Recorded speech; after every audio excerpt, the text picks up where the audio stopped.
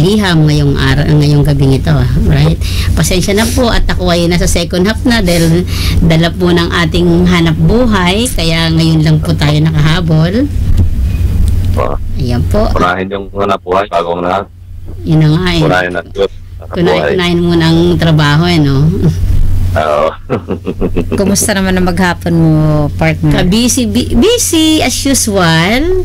At natapos ako ng 8:15 sa aking trabaho. Kaya takbo ako papunta dito. Kaya pagpasensyahan nyo na.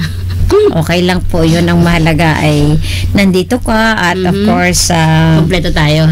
Yes, ngayong gabi at mapapasaya ulit natin ang ating mga listeners dito sa ating Pinoy FM radio. So, yes. diba? Yan naman ang mahalaga doon, diba? Na kahit baka pwede silang mag-join at tulugi at din. Yes, meron ba tayong pwedeng i-join? Mukhang wala eh. Yung mga nakikinig, yung mga pwede ba sila mag-message dito sa ating Facebook? Yes po, actually nakaano naman na dun sa Facebook na kung gusto nilang, palagi po natin yan ina-advertise na kung sino yung gustong mga mag-join, they are all welcome po. Everyone is welcome or everybody po. Yan. Diba? Ako, nagsasama na rin sa mga panonood ng mga dito sa bagong yung sa social media, di ba? Ibig sabihin, na gusto rin maki-join mo yan, gusto rin makilala tayo, maging kaibigan. Pwede nyo maging-add para sa Facebook, maging magkakaibigan tayo para meron. Yes, totoo po yan. Saan man kayong sulok ng ng mundo na naabot ng internet so wag po kayong mahiya, di ba? Kagaya ni Kuya Edmar, o di ba Kuya Edmar, di ba? Nung first nung una magka-friend lang kami sa Facebook, nung Skype. O pag-uwi sa Pilipinas, nagkita na kami ni Kuya. Yun na nga, di ba? Sana Kuya Edmar, magkita rin tayo. Oo pa, siyempre, welcome na welcome. Ako, kahit saan ako dalhin, pwede ako Salamat din po Kuya pagsama mo ako sa akin kay Papa Jack ka. Actually sabi nila sabi niya kaisang katok lang sa pinto pa-picture daw. Ako pa yung nahiya tapos tayo ko agad si Papa Jack, picture ka agad. Yay, sabi ko. Kasama kami yan sa Manila Broadcasting. Sa amin kasi hindi naman kasi siyempre sa amin parang magkaraniwa lang sa amin siyempre sa inyo parang di ba, malaking big deal sa mga mga listener. Yes, totoo po yan. Pero maganda sa lang nakita mo isang bahay lang kami doon sa Reed. Pero ang pinaka-sigaro yun dito sa Reed. Ang sigaro yun dito sa Reed pag nakita mo pag makikita mo pagpasok mo ng MBC. Pero renovation nyo kaya pumasok ka magulo. Pero ang laki din na nung at napakaganda. Napakalaki din sa Kakapo, napakaganda. Tabing-tabi pala ng yun, Star City. Yung likod doon, pwede tayong likod doon, dadaan doon, papunta ng Star City, yung kami, yung kayo dadaan pag nag-Star City tayo. Doon sa likod. Ano po yun? Tapos kung Star City na yung loob doon, yung isang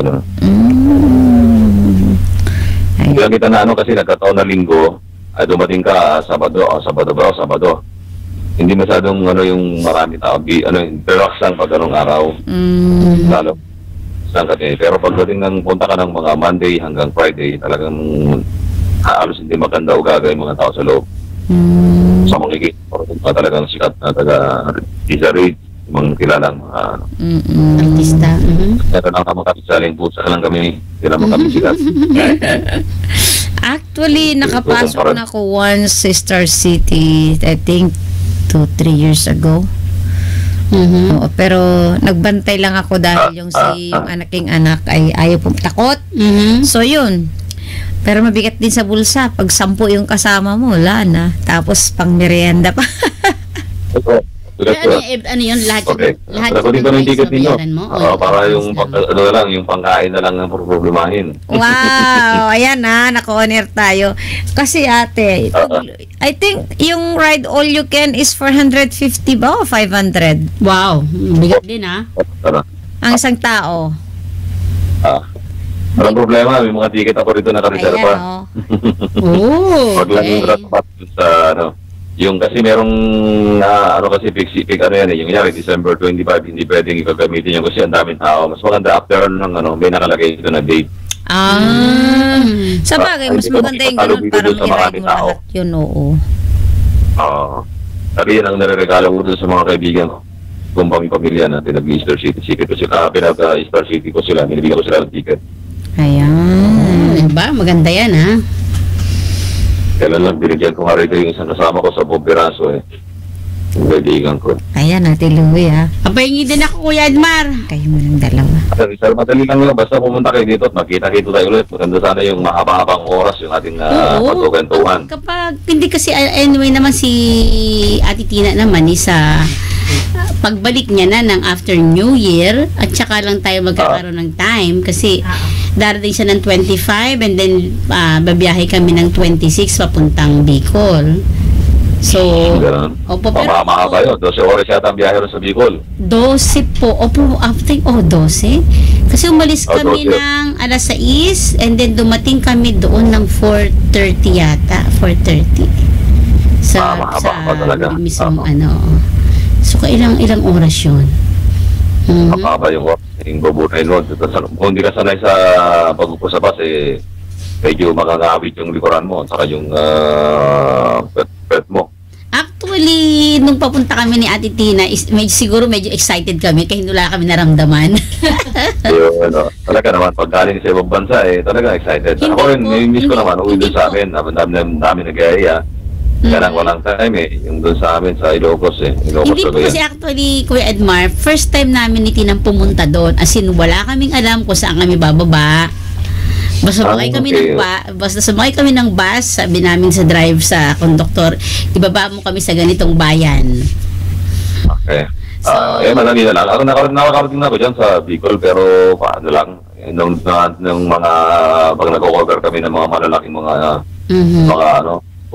malalaking istorya, tingin man ako dyan. Pero Then, iba yung punta mo na mga masyal ka, iba yung punta mo na magtatrabaho. yun na nga po.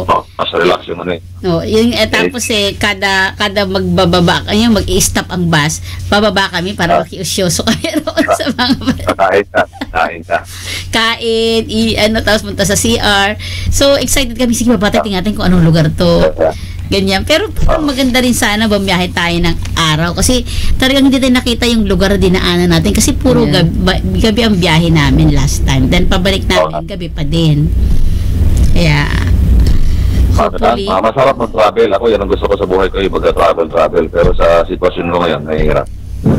Dahil busy Dahil meron tayo mga priority. Mga dapat na dindihin. Diba? Yung mga Paano ka naman Kuya, padistino ka ng Bicol ng 27 saka 28. Wala ka bang off, Kuya? Sabado yung off ko. Oy, Sabado, Linggo yung namin, alis namin. Pwede siguro makakasama ko. Pero at lang kasi yan dapat ang alis mo rito gabi. Gabi nga po ang alis namin. Gabi ng 26. And then balik kami ng gabi ng 28. Yun pala. Sige, titignan natin. Marami pa naman panahon para may mga para mag-usapan natin yan. Pero ang problema po, maraming panahon pero ang ticket po baka niya tayo makakuha. Kasi naka-reserve na po kami ng ticket namin papunta.